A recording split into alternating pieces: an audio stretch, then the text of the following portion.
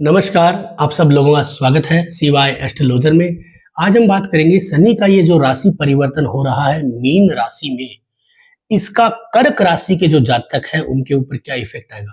जिन लोगों की जन्म कुंडली में चंद्रमा 4 नंबर कर्क राशि में बैठा है या फिर उनका बोलता हुआ नाम कर्क राशि के नामाक्षर को जो है दिखाता है, तो इसका मतलब है कि कर्क राशि के हैं वो लोग, और उनके लिए ये वीडियो सबसे ज़्यादा इम्पोर्टेंट है, बहुत ही इम्पोर्टेंट है। मैं कुछ नई बातें बताऊँगा, कुछ नई टिप्स बताऊँगा, फलादेश को कैसे करते हैं, आपको अपनी जन्म कुंडली पे क्या चीज़ों को देखना है। क्योंकि देखिए, गोचर कोई मैं नया वीडियो नहीं बना रहा हूँ, मेरे जैसे हज़ारों ज्योतिषाचार्य जो है वो इस चीज़ को बनाते हैं। लेकिन जो एक इम्पोर्टेंट चीज़ होती है ना, वो है कि हम सब लोगों के ऊपर जो है उसके इफ़ेक्ट अलग है। क्योंकि हर व्यक्ति के फिंगरप्रिंट अलग है, तो इसी प्रकार जो है हर व्यक्ति के जो है वो गोचर भी अलग होगा। क्योंकि कोई ग्रह कितने डिग्री पे बैठा है, उसको कौन सा ग्रह देख रहा है और वो किस तरह से कैलकुलेशन में आ रहा है, तो वो और कौन सी दशाएं चल रही है जब तक की, तो ये सारे जब कैलकुलेशन हम करते हैं ना, तब हमें पता चलता है। तो इस वीडियो को आप पूरा देखें, और हमारे इस यूट्यूब चैनल पे नए आए हैं तो प्लीज़ इसको सब्सक्राइब जरूर करें। और अगर आप गोचर सीखना चाहते हैं तो इस वीडियो के डिस्क्रिप्शन में एक लिंक है, उसके द्वारा आप जो है वो गोचर को सीख सकते हैं। तो शुरू करते हैं। सबसे पहले कर्क राशि के जो जातक हैं उनके लिए शनि की भूमिका क्या है। शनि सप्तमेश है और शनि अष्टमेश है। शनि एक अशुभ ग्रह बन जाता है, यानी कि अष्टमेश जो है वो क्या होता है कि एक तरह से हर तरह की अप्रिय घटनाओं को, तकलीफों को, तनाव को और चिंताओं को दिखाता है। और पिछले 2.5 साल से तो शनि उनके 8वें घर में ही गोचर कर रहा था, तो हर तरह से उनको आलस में रोक रखा था। अगर आप पिछले 2.5 साल की बात करोगे तो कर्क राशि के जो जातक थे ना, वो सब आलस में थे मोस्टली। अब शनि जो है वो क्या कर रहा है, अपनी एक राशि से आगे जा रहा है। तो एक तो क्या कर रहा है कि वो धन भाव में जा रहा है कहने के मुकाबले, ठीक है ना। यानी कि कोई ग्रह अगर अपनी राशि से एक घर आगे जाता है ना, तो उसे कहते हैं धन भाव में जा रहा है वो।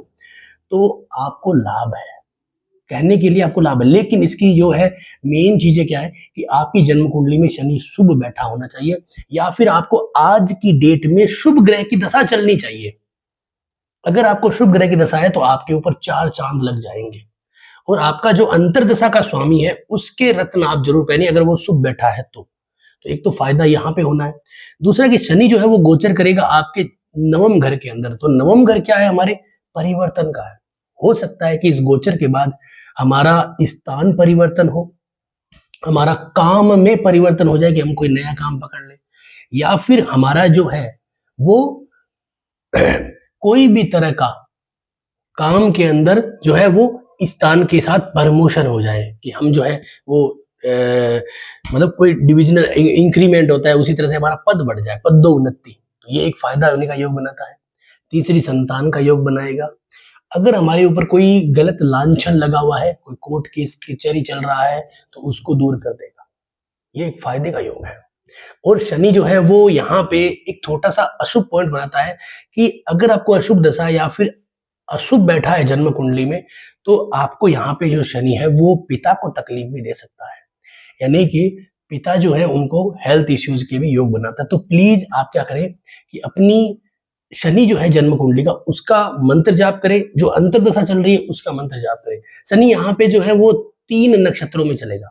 सबसे पहले गुरु का पूर्व भाद्रपद, फिर अपने ही नक्षत्र उत्तर भाद्रपद, फिर रेवती। तो सबसे ज्यादा स्ट्रॉन्गेस्ट शनि होगा अपने नक्षत्र में। तो आपको यहाँ पे ही ध्यान देना है कि शनि जब अपने उत्तर भाद्रपद नक्षत्र में चलेगा, उस समय अगर आपको अशुभ दशा है तो आप उसका उपाय जरूर करें, आपको लाभ रहेगा। नहीं तो आपको तकलीफ वहीं पे ही आनी है। क्या तकलीफ हो सकती है, मेरिटल इश्यूज पैदा कर सकता है, क्योंकि सप्तमेश है, नवम घर में जाएगा, एक्स्ट्रा मेरिटल अफेयर कर सकता है। मेरिटल इश्यूज में मान लीजिए कि आपका छोटा मोटा तनाव है तो उसको कोर्ट केस कचहरी पे ले जाएगा, आपको लड़ाई झगड़ा करा देगा, और कहीं ना कहीं पत्नी से दूरी भी करा देता है।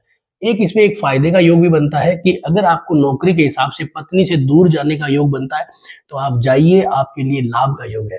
क्योंकि उसमें आपका जो 2.5 साल में जो शनि मेरिटल इश्यूज पैदा कर रहा है वो हट जाएगा, तो एक फायदे का योग बनेगा। एक इंपॉर्टेंट पॉइंट यहाँ पे क्या हो रहा है कि शनि की 3 दृष्टियां होती हैं। तो शनि की जो तीसरी दृष्टि है ना, वो आती है आपके लाभ घर में।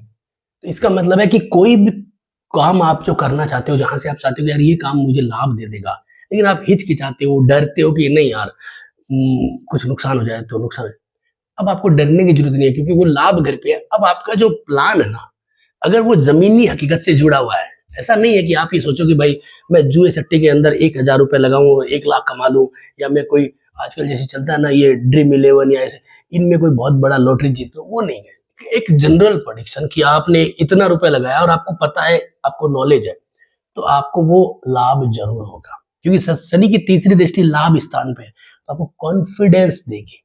सबसे महत्वपूर्ण चीज है ये आपको लाभ देती है। एक जो शनि की दृष्टि आ रही है वो आ रही है तीसरे घर में, तो तीसरे घर पराक्रम का, कॉन्फिडेंस का, छोटे भाइयों का है, मित्रों का है, अपने साथ में काम करने वाले लोगों का है। तो अगर आपको वो लोग कोई परेशान कर रहे हैं तो सबसे पहले तो वो लोग जो है वो शांत हो जाएंगे, लड़ाई झगड़ा नहीं करेंगे, अब आपसे कंपटीशन नहीं करेंगे, प्लस वो आपको सपोर्ट करेंगे। उन्हें लगेगा कि यार ये आदमी अच्छा है, ये आदमी जो है हमारे लिए अच्छा कर रहा है और आपको फायदा देंगे, और वो आपको मोटिवेट भी करेंगे। योग अच्छा बन रहा है। तीसरा जो पॉइंट है वो आएगी, एक शनि की जो दृष्टि आएगी वो आएगी दसम घर के, सॉरी छठे घर के ऊपर, 10वीं दृष्टि, 10th हाउस। छठा घर नौकरी का है, सरकारी नौकरी का योग बनाता है, नौकरी में पदोन्नति देता है। अगर आप किसी नौकरी की तैयारी कर रहे हो, इंटरव्यू की तैयारी कर रहे हो, लंबे समय से नौकरी नहीं मिल रही है, तो आपको वो कंपटीशन क्लियर कराता है, नौकरी दिलाता है।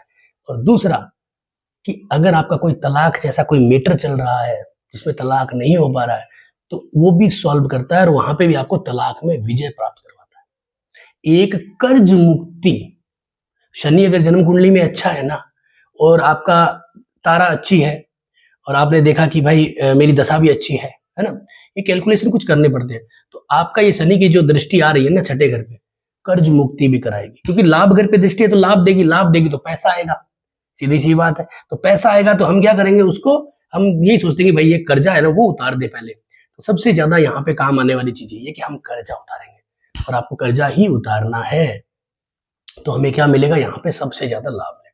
तो एक तो ये आपको फायदा लेना है, तो एक इम्पोर्टेंट पॉइंट है, ठीक है। तो आपको यहाँ पे कर्ज उतार देना है जिससे कि हम स्वस्थ हो जाए।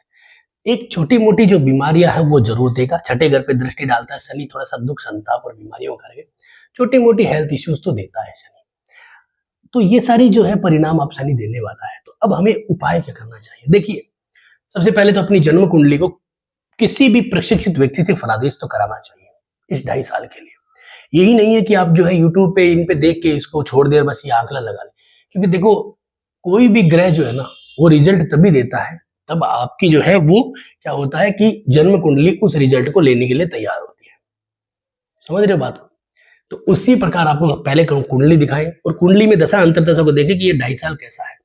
अगर आपका 2.5 साल अच्छा है ना, तो शनि चाहे कहाँ पे किसी भी जगह गोचर कर रहा है ना, आपको परेशानी आएगी तो आप वहां से निकल जाओगे, घाटा होगा तो थोड़े दिन बाद फायदा होकर निकल जाओगे। अगर आपका शनि खराब, अगर आपकी दशा खराब है तो शनि बाबू आएंगे और आपको चांटे पे चांटे मारेंगे, आपको कुछ नहीं पता चलेगा, ना आप ज्योतिषाचार्य के पास पहुंचोगे, ना आपको समझ में आएगा, और आप वहां पे तकलीफें भोगते होगे। ये है सबसे इंपॉर्टेंट पॉइंट। तो आज का जो वीडियो था ये शनि के गोचर के ऊपर था, कर्क राशि वालों के लिए कैसा रहा जरूर बताएं। अच्छा लगा तो लाइक करें, शेयर करें, सब्सक्राइब करें। धन्यवाद दोस्तों।